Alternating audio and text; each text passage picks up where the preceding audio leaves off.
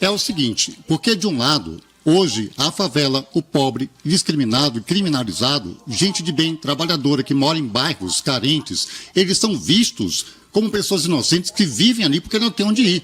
E foi muito bem colocado isso. E muito bem referenciado. Tem pessoas que convivem com traficante, com bandido armado, com moleques drogados, matando inocentes, em verdadeiras ilhas urbanas, favelas urbanas, quilombos. Nós vivíamos em quilombos modernos.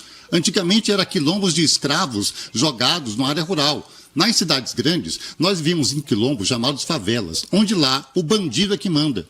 O medo e o terror é que manda. E aí essas pessoas gritam por justiça, gritam por polícia, pelo amor de Deus, minha filha está sendo estuprada, o meu filho está sendo cooptado a entrar no crime, senão ele morre. Então essas pessoas gritam pela polícia, pela ajuda. E a polícia, quando tenta adentrar esses lugares, são recebidas aqui, a balas. Dentro desses morros não tem fábrica de fuzil. Não tem nenhuma indústria e fábrica de fuzil, não fabricam armas. Como é que essas armas adentram esse país com fronteiras que não têm a devida fiscalização, onde há uma falha na segurança pública? Começa pelo Ministério, começa lá de cima, depois dos estados. Tem muitos bairros nas capitais que viraram território de bandido. E a polícia, quando vai adentrar, é recebida a bala. Bom, e aí como é que vai fazer? Tem que entrar, tem que dar socorro àquela mãe que pede ajuda. Aí a polícia, quando entra, vai revidar, resultado, morre inocentes. Tem mais pessoas, que nem é uma guerra civil. Quando existe uma guerra, que nem na faixa de Gaza, tem mais pessoas inocentes mortas, pais, mães e filhos, do que soldados.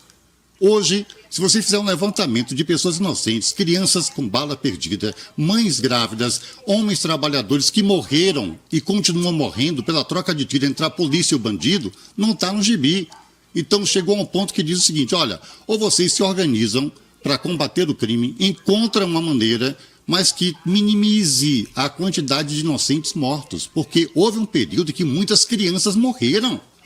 Estamos falando de crianças inocentes que morreram dormindo, foram quando foi comprar o pão para a mãe, comprar o leite ali para a mãe.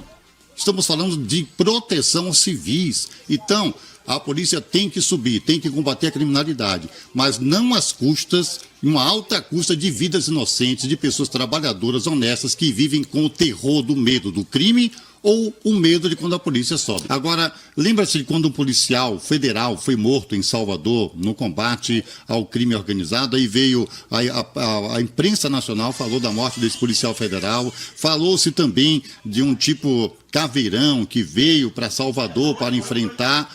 Até hoje não soube. Nunca ouvi nenhuma operação. Nenhuma operação. Deve estar na garagem, guardado no batalhão. Foi a imprensa, a televisão, mostrando, tirando do navio, colocando aquele caveirão que ia causar terror à criminalidade. Juro, se alguém tiver informação, me avisa. Mas eu não soube de uma operação sequer com aquele caveirão em Salvador. Mas quem se aprofundar um pouco mais, não estamos vivendo num céu de brigadeiro em Goiás. Basta pesquisar, não estou falando de Bahia, estou falando de que Goiás, que entrou no cenário com essa divulgação e autopromoção do governador, lá ele não enfrenta o que acontece na Bahia e no Nordeste, que são brigas, e o Ezequias conhece bastante, por território. Então, confronto de mortes relegadas, denominadas por briga de campo e de drogas. Tantas mortes em Goiás não acontecem porque existem lá um respeito de território entre as gangues e dificilmente você vai haver isso. Então, existe um poder paralelo em Goiás. Você não mexe comigo, eu não mexo com você. E o tráfico de drogas em Goiás funcionam, um respeitando o território do outro, mas a presença é muito grande.